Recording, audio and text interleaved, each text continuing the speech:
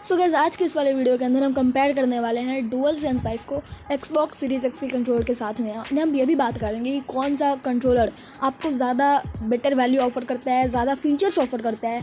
And अगर आप 50 से 60 हज़ार रुपये किसी कंसोल को ख़रीदने में इन्वेस्ट करते हो तो कौन से कंसोल के कंट्रोलर में आपको ज़्यादा बेटर एक्सपीरियंस मिलेगा, तो इसके बारे में भी हम बात करेंगे। इस वीडियो में आगे बढ़ने से पहले इस वीडियो को लाइक कर दीजिए अगर अभी तक नहीं किया है तो, क्योंकि वीडियो बहुत ज़्यादा कमाल की होने वाली है। एंड मेरे चैनल को भी सब्सक्राइब कर दीजिए क्योंकि मैं आप लोगों के लिए गेमिंग से रिलेटेड ऐसी वीडियोस लेकर के आता रहता हूँ। अब वीडियो स्टार्ट करते हैं।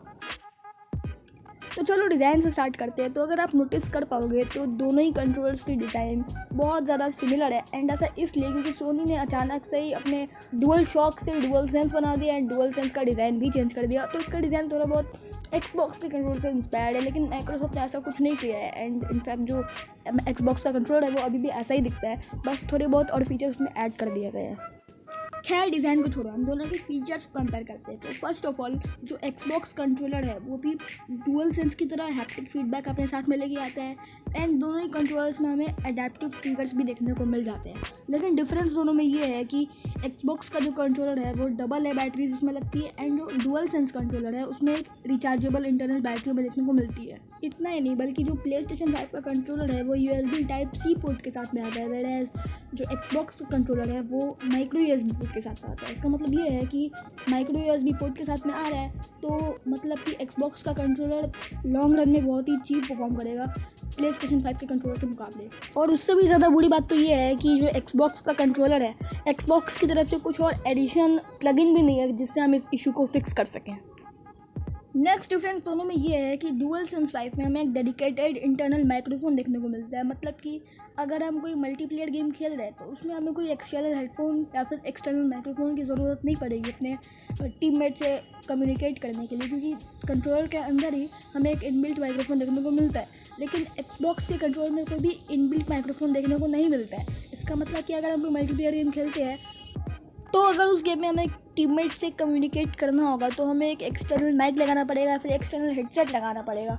तो छोटी छोटी चीज़ें होती है ना, मैटर करती है। एंड आपका कहीं ना कहीं पैसा बच जाता है, आपको हेडफोन नहीं खरीदना पड़ता अगर आपके पास, अगर आपके टीवी या फिर मॉनिटर में अच्छा इनबिल्ट स्पीकर्स है तो, या फिर आप कोई एक्सटर्नल स्पीकर यूज़ कर रहे हो तो मोस्ट प्रोबेबली आपको कोई एक्सटर्नल हेडफोन की ज़रूरत नहीं पड़ेगी। सोनी ने अपने PS5 रिवील इवेंट में हमें ये भी कहा था कि DualSense कंट्रोलर में हमें एक मोशन कंट्रोल नाम का फीचर देखने को मिलेगा। तो इस फीचर में बेसिकली होगा क्या कि अगर हम अपने कंसोल पे कोई शूटिंग गेम खेल रहे हैं तो उस शूटिंग गेम में अगर हम अपने कंट्रोलर को उसके अकॉर्डिंग मूव वगैरह करते हैं तो हम अपने कैमरे को भी मूव वगैरह कर पाएंगे एंड एम कर पाएंगे। तो ये मेरे ख्याल से काफ़ी सही चीज़ है। ये चीज़ Xbox के कंट्रोलर पे नहीं है। एंड वहीं जो दूसरा सबसे मेजर डिफरेंस मेरे को इसमें लगा वो है जॉयस्टिक प्लेसमेंट। सीरीज X के कंट्रोलर से अगर आप DualSense 5 को कंपेयर करते हो तो सबसे पहली चीज़ जो आप नोटिस करोगे वो उसकी राइट वाली जॉयस्टिक की प्लेसमेंट। Xbox के कंट्रोलर में जो राइट वाली जॉयस्टिक है वो ऊपर की तरफ प्लेस्ड है, वेयर एज DualSense में नीचे की तरफ प्लेस्ड है। एंड ये चीज़ जो है ये पर्सन टू पर्सन वैरी करती है। किसी को Xbox का कंट्रोलर का डिज़ाइन ज़्यादा पसंद है या फिर किसी को DualSense का डिज़ाइन ज़्यादा पसंद है। मैं पर्सनली बताऊँ तो मेरे को DualSense का डिज़ाइन ज़्यादा पसंद है। तो अगर आप Xbox से PlayStation या फिर PlayStation से Xbox में शिफ्ट करने जा रहे हो तो आपको जॉयस्टिक प्लेसमेंट में प्रॉब्लम आएगी। आपको कंट्रोलर के साथ यूज़ टू होने में टाइम लग सकता है, 1 महीना 2 महीना टाइम लग सकता है, फिर कई दिन टाइम लग सकते हैं आपको यूज़ टू होने में कंट्रोल के साथ में। तो इसलिए किसी भी कंसोल को खरीदने से पहले ये चीज़ ज़रूर याद रखना। अब बात हम कर लेते हैं कलर्स के बारे में। तो सोनी का ये कहना है कि जो DualSense कंट्रोलर है वो फ्यूचर में ब्लैक कलर के साथ में आएगा, लेकिन Xbox की तरफ से ऐसा कोई भी अपडेट नहीं आया है।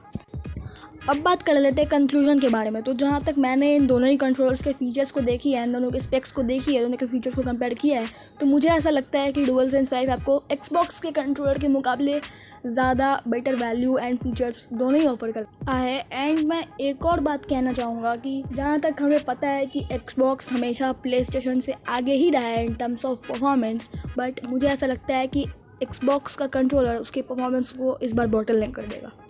तो इतना रखते हैं इस वाले वीडियो के लिए। अगर आपको ये वीडियो अच्छी लगी इस वीडियो को लाइक करना मत भूलना, सब्सक्राइब कर दो मेरे चैनल को, क्योंकि मैं आप लोगों के लिए ऐसी वीडियोस लेकर के आता रहता हूँ। मैं मिलता हूँ आप लोगों से नेक्स्ट वीडियो में। Next video, good bye.